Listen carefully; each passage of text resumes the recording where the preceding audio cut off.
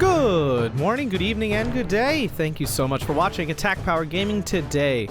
We're heading into the next installment of our How to Get Good at Steel Division 2 tutorial series with macro strategy. And what I mean by that is we're not talking about the small movements of the troops or exactly how to use each one of your individual troops, but how do you craft an overall game plan? How do you actually formulate a plan and react to the large changes on the battlefield? Even once you get strong micro, overall large incorrect choices in where to push and defend can break your game and make, well, not break it, but make you lose games. And I think this is a video I've been waiting to make a long time and excited to dive into this topic.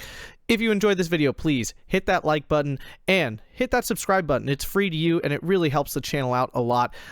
On our way to 1,000 subscribers, it's very exciting. Please support if you watch these videos and enjoy them. Let's dive right in.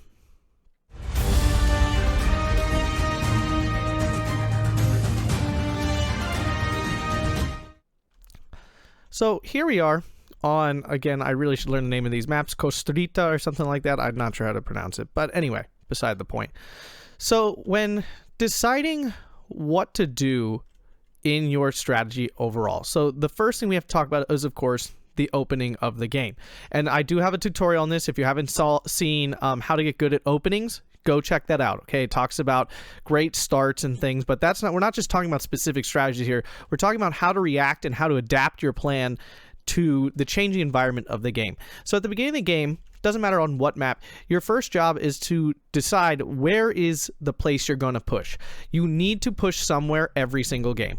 Okay, let me be clear about this. I'm just going to defend is never the right choice. And I make that choice plenty of times. I'm sure you've heard it in one of my Let's Plays or something where I say, you know what, I'm just going to defend and then push later. That is never going to win you the game.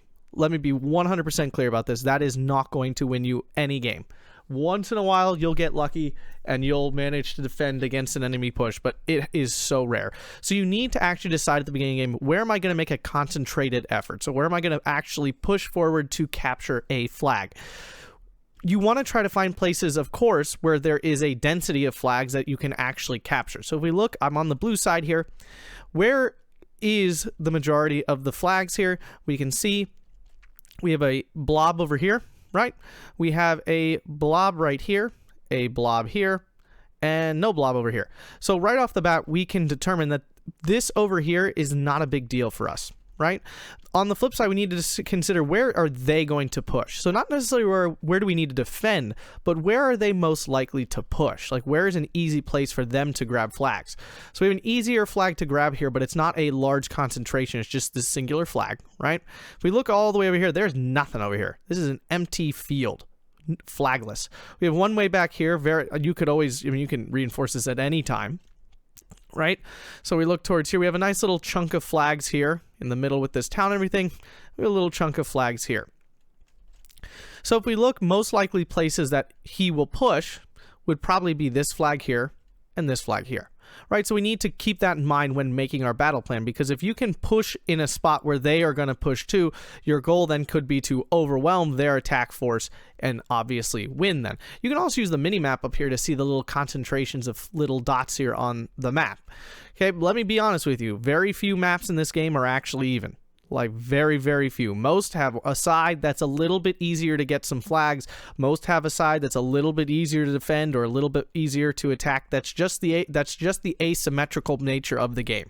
It's frustrating when you're on the less good side, but the fact is it happens on most maps other than Orsha North. That's the only one that's actually symmetrical. So when we look here, my battle plan, I then decide is to establish a line here, okay, to defend this flag, but more importantly to support a push towards these two flags here. Okay, the best way to make an attack, I'm going to press play here. The best way to make an attack is with support. This is something I definitely see newer players not doing enough. You need to establish some sort of fire support overall to make your pushes. Okay, you don't just want to throw guys forward over here willy-nilly. They're just going to die. Okay, but we don't want to get too much into that micro. We'll have another tutorial on how to do combined arms and attack with supporting fire. So I want to hop back in right here. So the battle just started. We, troops deployed. We started blasting and killing and all that good stuff. Called in some planes and the fun really began. At this point, I now have to determine, is this push working? So in a macro level, do I have the superior forces in this area to continue this push? So we look here, my bomber just killed a support weapon. We killed some snipers here. These guys are falling back. This unit is about to be suppressed, and this one already has some suppression on it with plenty of units firing at it. So we can quickly determine that this battle is in my favor, and therefore I'm going to want to commit more troops to this front when possible, right? We can also see that nothing's really pushing us back here. Okay, they have something in this spot, but overall our troops have successfully deployed and are not in any sort of pressure. Here we have deployed our troops. We lost some vehicle here, so we can determine that there's some sort of AT or something here, which has to be factored into our plans as we go forward here. We're going to need to do something to stop whatever is destroying vehicles in this place, or what we deploy has to be more infantry based so that the AT in the woods cannot as effectively attack it. So in looking at this middle section here, we see that it is mostly infantry. The little AT that he has been pushed back. So vehicles and other armor might do well in this position. It's something to consider. We do not want to give up our good supporting base here of these troops. A temptation might be to immediately move these troops forward here. And you can do that. Yes, it could turn out really well, but the fact is that if these guys die and this line pushes back and, his reinforcements start flowing in, if all my support units have pushed forward now out in the open or are in less than ideal positions, now they're going to die and your whole line's going to crumble. So you really don't want to make pushes that are completely unsupported, as in you don't have any sort of backup units applying more fire so that your attacking units can actually go somewhere. And then you don't want to give up those good support lines that now become your defensive lines. And then you push with other things, because you don't want to just leave all of it on the board, in the last second, sure, but not in these sort of situations where things are just turning simply in your favor. Also, as much as I'm not usually a huge fan of recon plans specifically, if you do have them and you're using them, you might as well make use of them to determine what the enemy's strength is in any given situation. We can determine here, because of the recon plane, that there's really not much outside of these infantry squads on the front lines, which means that we can likely do some strong pushing there in the future. Now, I want to show you where not to push. So this just happened. His troops died here in the forest, and this large bulge was created in response to losing this infantry. Some players might immediately start pushing into this woods in order to kind of secure this bulge here. This would be a bad plan of attack because there's nothing here to get. So pushing into this salient is not helpful for your overall game plan of actually capturing flags. It's much more useful, and as you can see here, I'm doing this, to supply more troops to this area here, even though I don't have this flag and it didn't just melt. There's obviously nobody here, but pushing into this gains me nothing. Okay, and I'm not going to be able to control this forest. He can easily reinforce this forest at any time with tons and tons of close range troops. He's a Soviet division, so I know he probably has a solid base of actual close range infantry, CQC infantry. Also here, he has created this bulge. Now, I could just panic call in 5 infantry units here, but that's not really necessary. I need one dude to secure this flag. I know there's obviously infantry in this area, and it's already cut off, which means this is not a stronghold he has here. It's just some infantry that he's overextended into the line way up here. So this would be an example of overextending. He's pushing way forward because he's trying to get this flag down here, which he never has any chance of holding anyway. So you want to try not to overextend yourself in these situations, because that's just going to get your troops killed.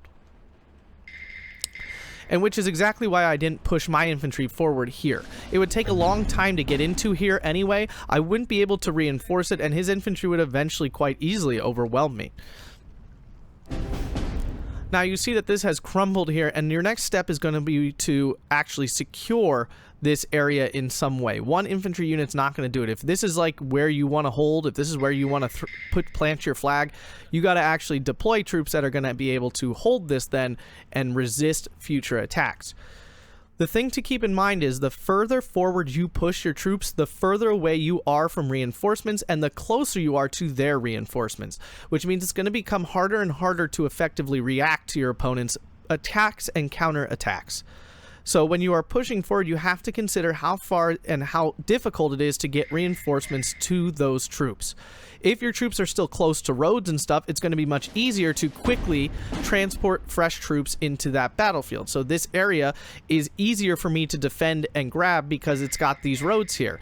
This area, on the other hand, if I pushed way up forward here, you know, once I finally work through these CQC troops he has, this is going to be really hard to reinforce. Even if I grab this flag, it's going to be so hard to get troops up here because there's no way to get much of, you know, the vehicles have to drive through this light forest, and over here it's going to take long even for normal vehicles. Your infantry have to hoof their way all the way up to this flag. It's not a good place for me to grab, which is why I'm not making much of an effort to actually push into this, even if he doesn't have very much there. Same with this position here. It's far more effective for me to push on these areas that are near roads so that my troops can actually get to those areas quickly. So let's talk about when it's worth defending and when it's not worth defending. Because remember, not all territory is created equal. We can see there's a huge push down this way with his territory. There's also a little bulge forming here, so he may have more than just this Kazaki in here, but we can see immediately that he does not. But let's imagine that we didn't know that, right? So I could very easily panic deploy tons of troops up here into this area, but why? Why do I care that he's pushed troops down into most likely this forest here, which is creating this bulge? Why does it matter to me that he has troops in this area? The only reason this would be dangerous is if he sneaks some sort of AT infantry or something into this woods here. So all I would really need to do is deploy probably 1 to 2 units at maximum. One probably in this house just to keep an eyeball here, maybe like a recon Elfclair or something like that. And you can see I'm deploying 1 Rosiori, and we can see immediately already that this is pushing back, which means there's not actually very much here. It's just a singular unit that's like goofing the line up here a whole bunch. But all I really need to do is deploy a single unit here and maybe 1 kind of CQC infantry to push into this forest this way. Okay, and driving troops by here can obviously make you see really quickly where the enemy is actually at, which is not all the way down here. So when you see large bulges and salients, so here, huge bulge, I could like panic attack into this, or he could panic send troops in here. He really doesn't have to. He has to send 1 guy just to kind of close up this bulge and make it so I don't know that it's totally empty. And again, it doesn't matter that this is empty. Picking and choosing where to deploy your defensive forces is way more important. It's way more important for me to defend here than it is for me to defend down here. This gains me nothing. He is gaining nothing by having this. I am gaining far more by having this chunk here. So instead of wasting troops and deploying valuable resources over to the side that has nothing that's worth defending, I'm going to try to focus my actual resources into areas that have troops that are defending points. Okay, that's a big part of this game, is actually capturing defending flags. It's not helpful to defend areas that have no strategic value whatsoever. Now, on the flip side of that, as a counter to this, depending on the map, in certain situations there are maps where you have terrain and areas that you need to defend despite the fact that it doesn't have much strategic value, because it has some a strong defensive value, or it's easy to attack from that area. It gives you something that allows you to really push forward later. Okay, so for example, it may be valuable to grab this chunk of forest here, despite the fact it has no actual flag in it. It may be a good push-off point here to grab this flag here. I'm not saying it actually is, but I'm just saying for example. You know, grabbing this little chunk of woods here and holding this area here is important for being able to push into this flag. Holding this edge of this town here, or this forest, is very important for pushing into this town and towards this flag. So it's not that flagless terrain is not useful or important to hold. It's that it needs to be in order to capture more stuff later. So like I said at the beginning of the game, this large chunk of area here is not important for me to hold. All I need to do is just make sure that I'm not allowing tons of enemy troops to flow into my backline, such as recon and AT and things of that nature. I don't want that to happen because that would obviously disrupt my supply lines here. But I don't need to commit tons and tons of troops to fighting over in this area, because then I'm just sapping strength from other areas. And this is something to keep in mind when you're defending as well. When you need the enemy, when you need to, like, so he needs to, like, capture this flag back. He's pushing in other areas in order to try to draw troops away from these key battle areas to those secondary areas that are not nearly as important.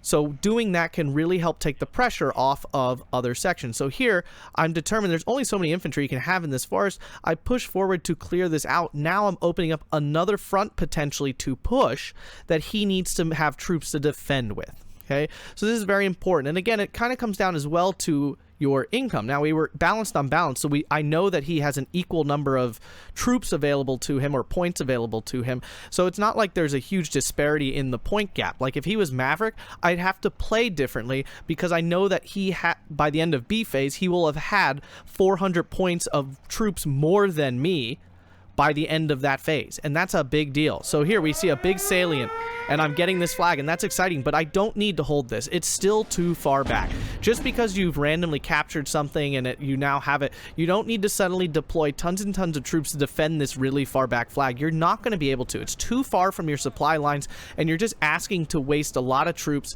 trying to capture a flag that you're not going to be able to hold anyway. So just be careful. This is called overextending. Just be careful about overextension. Yeah, we all want to have a huge point gap, but the truth is you only need a 13-11 to win the game. It's a long game, of course, and if you're playing Maverick, you're going to want to get a 15-9 to get that 2-point bleed, but the reality of it is, especially when you're playing balance on balance, all you actually need is that 13-11. 15-9 is great, and holding it is nice, but I'm willing to save troops and fall back and lose flags in order to retain my troop advantage on the ground. The next big thing I want to talk about with big strategy, macro strategy goals, is balancing territory versus troops. Okay, I see this happen all the time with newer players, is they expend their troops very aggressively in order to hold territory. Now, I know what you're thinking. The whole point of the way to win the game is to hold territory. Yeah, that is absolutely correct. In order to win the game, you have to capture flags and hold territory in order to drain the opponent of their points. But if territory is not worth holding, then you need to fall back. In other words, if you're not actually, if you're not realistically going to be able to hold it against what the opponent's attacking you with, then it's not worth losing those troops just to hold the flag another 30 seconds. Unless, of course, if the clock has a minute left and you're really holding on for the last second, then sure, like, go for it. But in a normal spot here where he still has 18 minutes till he loses, I'm in a solid position here. You can see I've lost this flag. I could very easily just attack move all these dudes forward in a desperate attempt to recapture this flag. It's not necessary. Okay, I can slowly and carefully advance my troops into positions that are advantageous and retake this flag at my leisure. Okay, I can also aggressively push forward here to try to recapture this flag. It's not necessary to be that aggressive in these sort of situations. I know I have the troop advantage. We can go here to neutral. Okay. And we can see how little he really has. He's really behind on troops right now. And I don't know this, obviously. This is news to me. He's only got 2 guys over here. Okay, I don't know this is exactly what he has left, but the fact of the matter is, when we neutral at this, we can see how much more blue I have going on and how much stronger my positions are compared to his. We can see here another example, what I talked about earlier.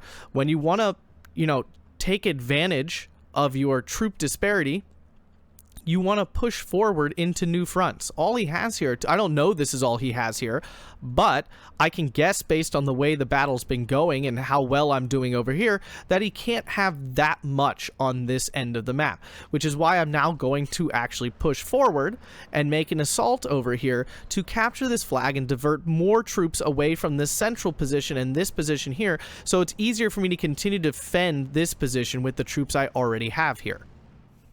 I'm sure you're gathering that properly balancing your macro strategy is not easy. Okay, let me be clear. This is one of the higher level skills and something that the pros really do better than everybody else, which is why they are the pros, because they have an amazing sense of the battlefield. Okay, they know while they're in this spot here, they have a sense of where the enemy troops are going to be. We can see here what happens now. I make this push. It only took, this is 30, 60, You know, it's about 100 points of troops. That's really not a lot. It's 1 tick of income. And I've now captured 3 flags. I don't intend to hold these 2 flags over here. I could keep pushing and extending and getting these flags. It's not worth it. All I need to do is hunker down, keep this flag, and force my opponent to continue to deploy troops over here, because this is sapping his strength in other places. And we can see how his attacks have slowly weakened over here, and I've reset my defenses. I've lost this flag. It doesn't matter.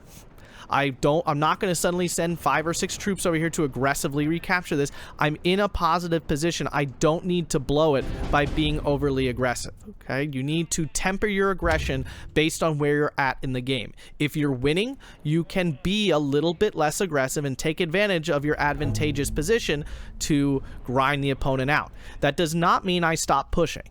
Okay, let me be clear about this. You do not stop attacking because you are winning. You're in a winning spot. I still made this push despite the fact I was at a 14-10 in order, again, to continue to spread his troops around and to take advantage of his weaknesses wherever I can take advantage of those weaknesses. So the final thing I want to talk about here with macro strategy in Steel Division 2 is to make sure that you are always thinking ahead and not panic reacting to what's going on the map. Making a plan and following it is generally a stronger strategy than panic reacting to everything the opponent is doing. Which is why I said at the beginning, you want to make some sort of push and make sure the opponent is reacting to you rather than you simply reacting to your opponent. If you're always responding to everything they do, you're never actually taking initiative, you're never actually capturing flags, you're always just responding to whatever the opponent has done, which probably means all you're ever doing is recapturing flags that you've lost and pushing into territory that you used to have. So when you are playing this game, make sure that you are making realistic plans to actually capture territory and move into areas that you don't currently possess. The best time to do this is at the beginning of the game, so you can establish a strong front line, and then from there you can attack forward. Okay, so you can see here I deployed troops here. I had a solid game plan and moved them in a group and made a concerted attack with support from my infantry, machine guns, and some armored vehicles,